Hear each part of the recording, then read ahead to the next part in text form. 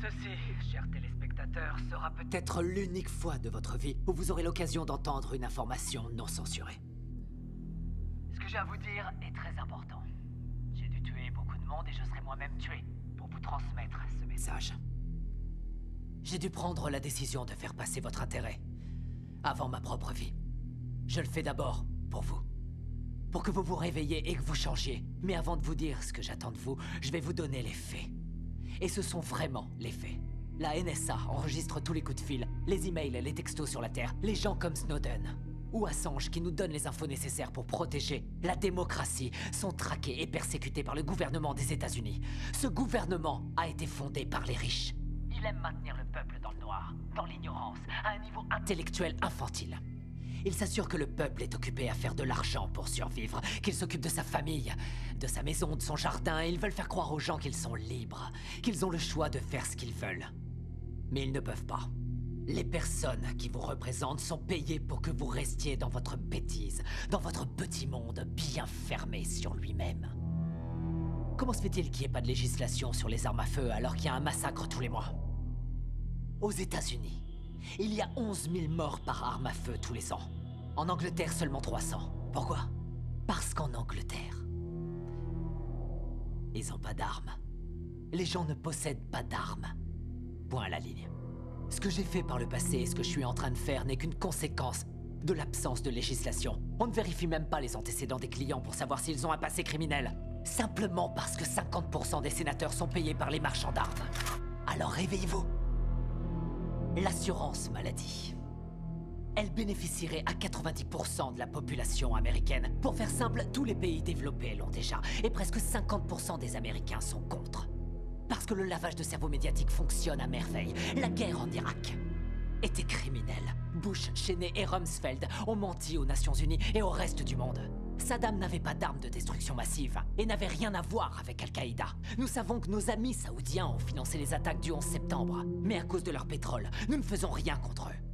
À la place, nous avons envoyé nos soldats se faire tuer dans des pays qui n'ont rien à voir avec le terrorisme intérieur. Pourquoi Obama n'a pas fait juger le gouvernement Bush? Bush a coûté des centaines de milliards aux contribuables et a commis des crimes de guerre. Pourquoi Obama n'a-t-il entrepris aucune action en justice? Parce qu'ils sont tous les deux membres du même club. Il y a eu plus d'immigrés renvoyés sous son gouvernement que sous n'importe quelle autre présidence. Pourquoi n'a-t-il pas fermé Guantanamo, où des prisonniers sont enfermés sans avoir eu droit à aucun procès, sans aucune preuve depuis maintenant 13 ans? Il n'a pas mis son veto à l'approvisionnement des détenus dans le National Defense Authorization Act, ce qui en clair permet la détention infinie et sans procès, américains y compris. Nous avons une crise constitutionnelle aux États-Unis. Nous avons un État voyou, un État qui viole toutes les lois internationales, qui viole la Magna Carta, charte qui définit depuis 800 ans ce que nous appelons justice. Obama devrait être jugé pour ça et il devrait aller en prison.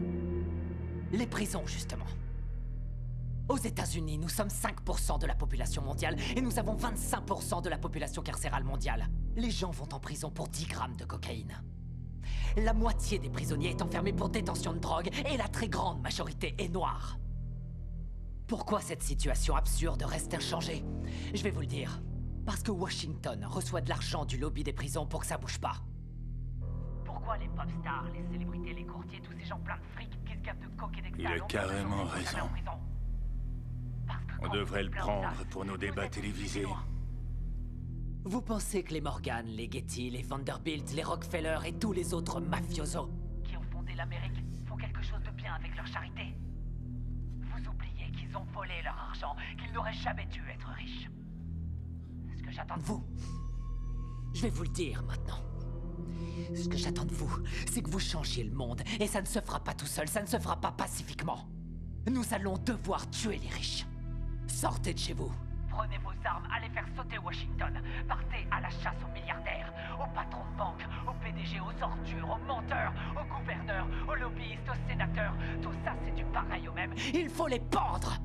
Au premier arbre que vous trouverez, nous devons faire le ménage, tout rendre propre. Nous devons repartir du début. Pour l'instant, on est devant tout le monde au niveau national. On est en train de crever les plafonds, on n'a jamais eu une telle audience. Sur la carte, ça s'allume de partout, tout le monde nous connaît. Nous devons détruire ce système, mais je ne peux pas le faire seul. J'ai besoin de votre aide, j'ai besoin de vous maintenant. Nous y arriverons en unissant. Enfin, par avance, je vous remercie pour votre aide.